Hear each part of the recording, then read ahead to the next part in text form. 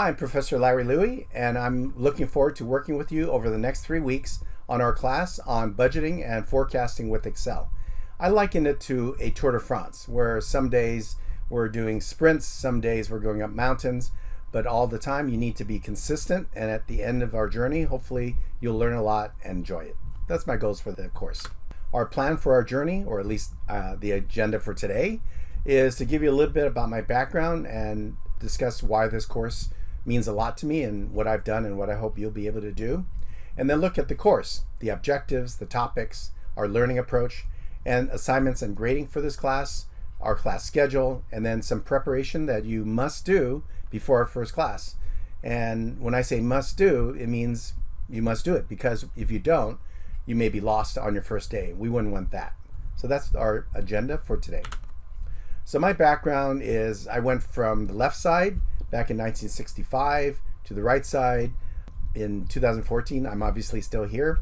I'll discuss why these pictures mean so much to me and what happened in the middle with a question mark. So in 1965, I'd like to say that was my first business.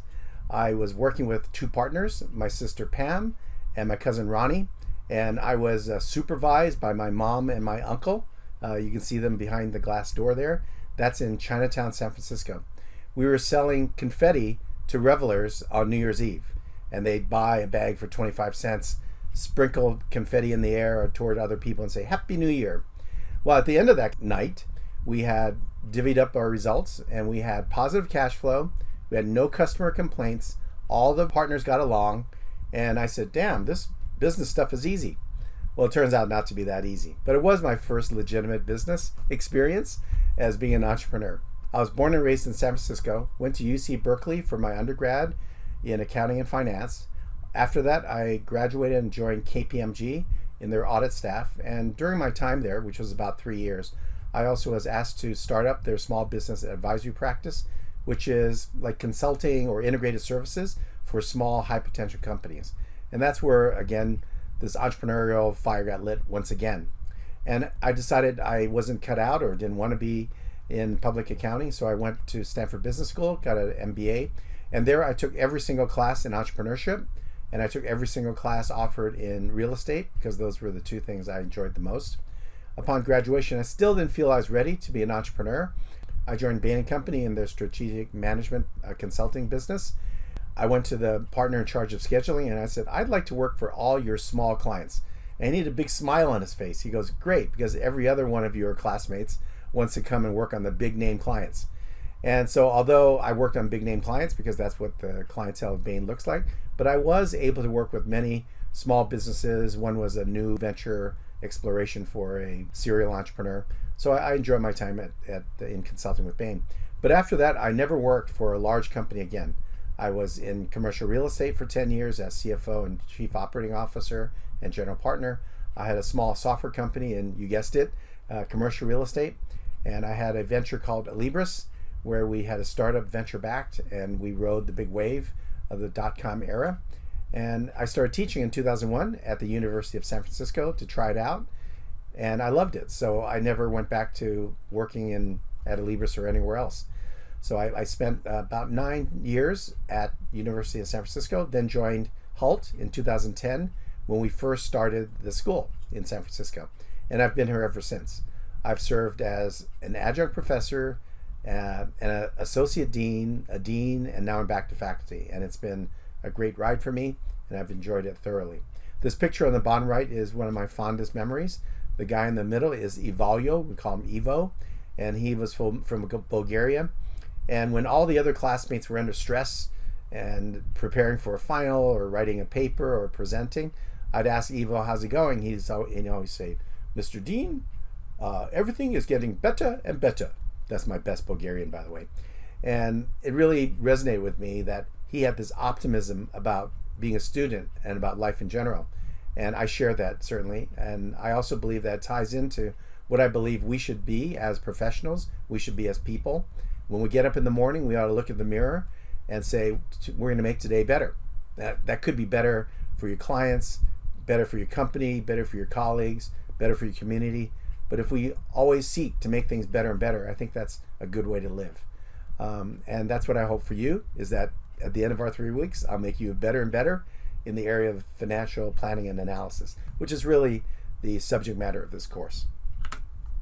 Our course objectives: prepare you for a meaningful role in a CFO's organization. What I mean by that is FP&A, financial planning and analysis, is an important function inside the typical CFO organization.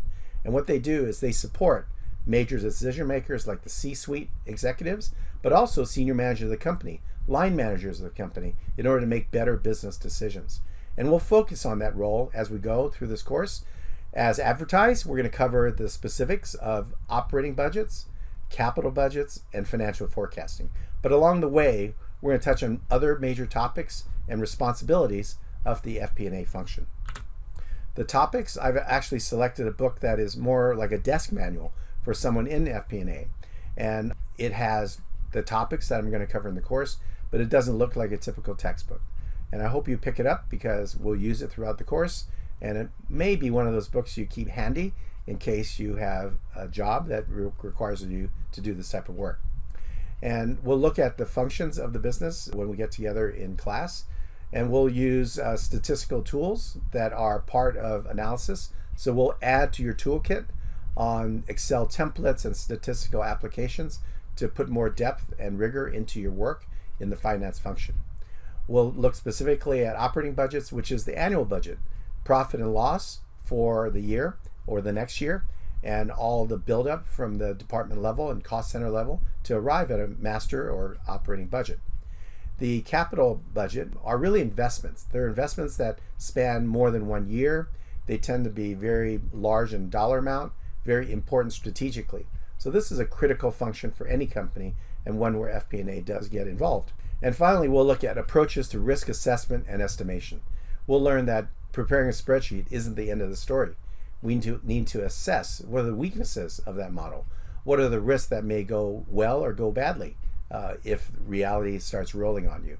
And how do we estimate the magnitude of the risk inside of projects? So those are the topics for the course.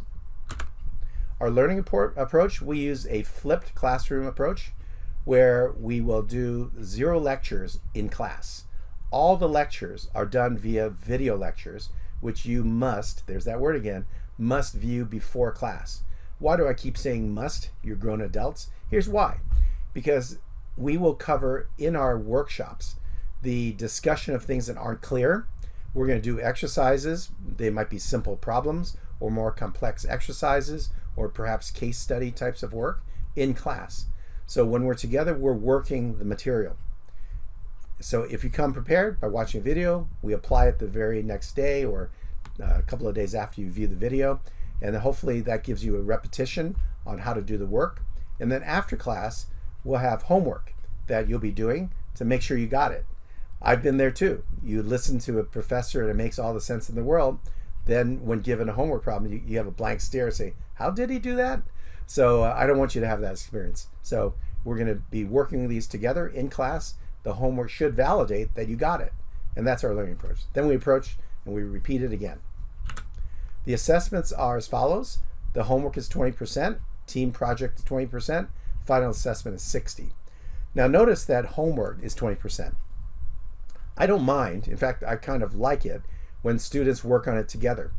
Now I want you to learn it on your own first, if you can, then ask friends to fill in the gaps for you. And you get something out of it because now you're learning how to solve it immediately. Your friend who's helping you also benefits because by explaining it, they actually learn it better and they grasp the material even better. Because doing it is one thing, but explaining it to another person is another thing. So homework is like found money. You should be able to do these well because you'll have time to do that and you have all the help, hopefully, among your colleagues to do them well.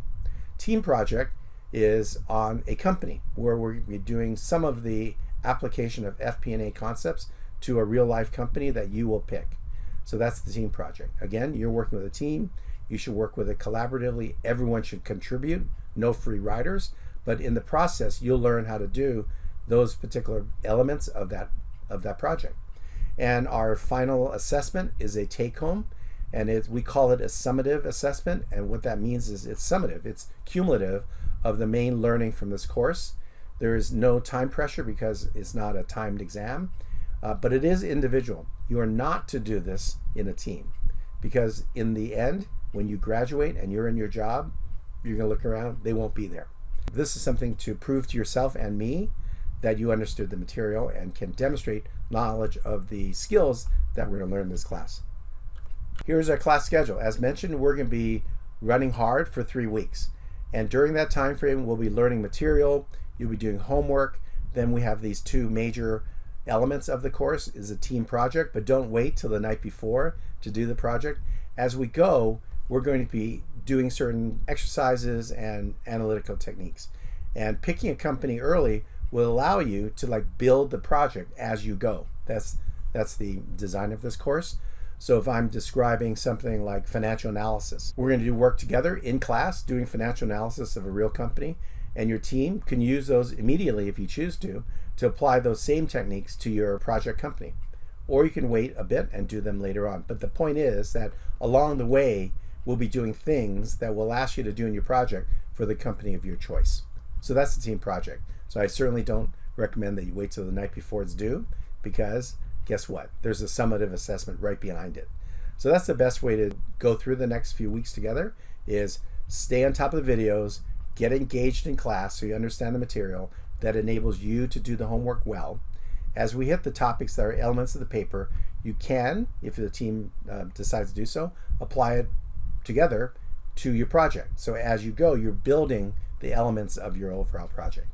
Then after last day of class, finish up the last homework, wrap up your project, and then take on the summative assessment, which is designed to be a 3-hour exercise. But again, it's not timed, so you can take your time on it, right?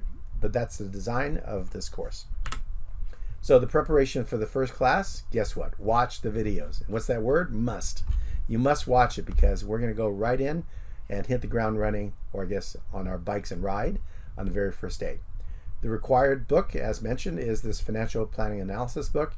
It's a very reasonably priced book because it's not priced like a textbook. It's priced like a nonfiction book that someone would have at their desk. So it's $56 for ebook, $46 for hardcover. And I recommend that you start thinking about companies you would like to analyze, and you can pick up team. I won't assign teams. There's a Google sheet in my courses that will help you meet people or get together with people you may know. And I know this course will have people from other campuses other than Boston or London. So look at that sheet as a way to form your teams. And some of those questions might help with the logistics and also shared interest. So do that. We won't really need that for the first couple of days, but the sooner you get it together, the more quickly we can get underway. And start thinking about a publicly traded company. And that'll be due during class number 3. So again, we have a couple of days for you to form your teams and for you to discuss what company you want to analyze. But starting in around class 3, we're going to start hitting it where the work we do will be directly applicable to your project. So it serves your interests to decide soon. All right. So I'm looking forward to seeing you guys in class. And let's go with stage 1. I guess I should be calling it session number 1. Hopefully we all look like that. Fit athletes, all coordinated like team members, driving hard to win our stage, right? So that's what we're gonna do. And get some rest, watch the video, and I'll see you soon. Bye-bye.